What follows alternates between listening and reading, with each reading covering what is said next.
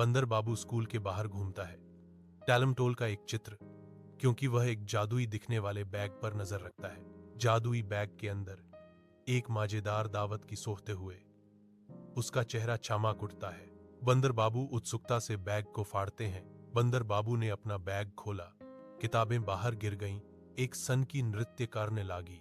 उसकी आंखें नाचती हुई किताबों के अवास्तविक तमाशे पर विस्मय से फैल जाती हैं। वो हैरान रह गया। मास्टर जी के अचानक आने से बंदर बाबू के मन में डर की लहर दौड़ जाती है और वह छिपने की भरपूर कोशिश करता है।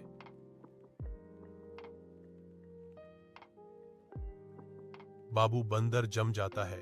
उसके फर अचानक डर से खड़े हो जाते हैं, क्योंकि बैग जोर से बोलता है, जो कोई भी पढ़ाई से दूर भागता है मैं उसे नचाऊंगा। बाबू खप्त हुई आवाज में बोलता है, मुझे माफ करा दो, मैं रोज पढ़ाई करूंगा।